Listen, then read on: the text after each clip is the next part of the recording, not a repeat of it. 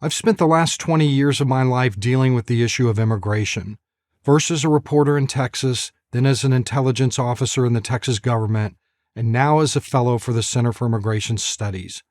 I've been all over Texas, Mexico, and Central America, and I've pretty much seen it all.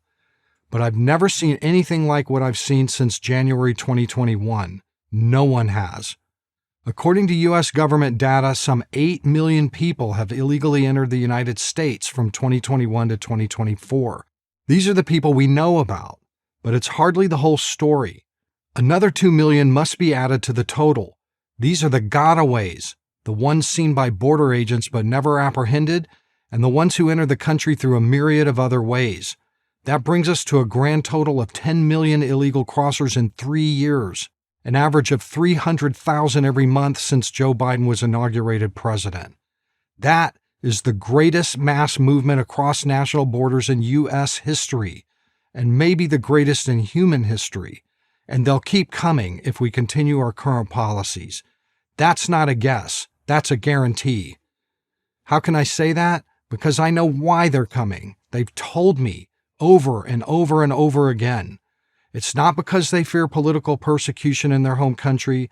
It's not because they fear the drug cartels, and it's not because they fear their abusive husbands. Sure, some fraction of migrants fit those descriptions, but the overwhelming majority are coming for a much more obvious reason: to work and make money in the world's richest country. Simple as that. It's an economic calculation, risk versus reward. If the reward of entering the U.S. is greater than the risk of deportation, migrants will come. And not just from Mexico or Central America, but from almost every country in the world. In the last 3 years, they've come from 150 different nations, including China, Iran, Iraq, Syria, Afghanistan, Somalia, Mauritania, Haiti, Cuba, and Venezuela.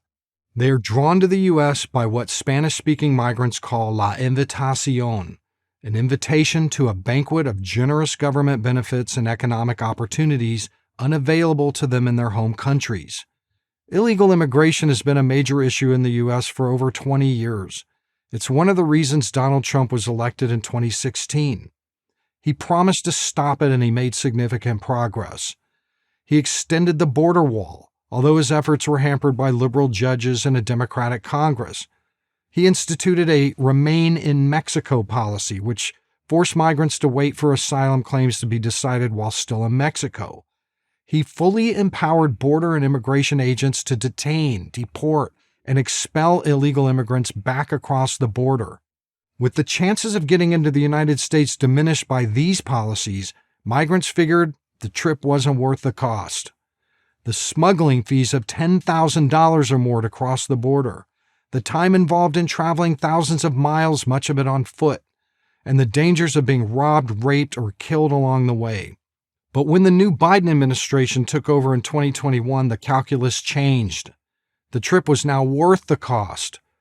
Border agents became like Walmart greeters. Deportation officers were chained to their desks. Most anyone who showed up was guaranteed entry. Unaccompanied children under 17, parents with children, and pregnant women were able to skip the line. Documentation to prove any of these claims was either not required or minimal. The odds of entry spiked. It didn't take long for the word to get out. The border was open. Imagine this real-life scenario. A Guatemalan migrant is let right into the country. He sends a selfie, everyone has a cell phone, back to his family and friends in his village. Now imagine that scenario playing out thousands of times a day. What do you think the reaction is going to be? It's going to be like the California gold rush, a mass movement of people toward a single goal to get across the border. And once they achieve that goal, then what? Then they have to be housed, fed, and cared for. Their children, most of whom speak little or no English, have to be educated in our public schools. When they get sick, where do you think they go? If you've been to an emergency room lately, you know where. And then there's the crime. We know almost nothing about the people we're letting in. It's inevitable that some are bad actors. Given the millions entering, that's a lot of bad actors. Some Americans, like Georgia College student Laken Riley, have already paid for this with their lives. And I haven't even mentioned the billions of dollars all this costs us, the American taxpayer. This is what we're dealing with now. The effects in 5, 10, or 20 years are unknown. Can we stop this historic flood? Yes, we can. All we have to do is reverse the risk-reward calculus. We did it from 2017 to 2021. The real question is, do we want to? That's up to you. I'm Todd Bensman, author of Overrun for Prager University. Thank you for watching this video. To keep PragerU videos free, please consider making a tax-deductible donation.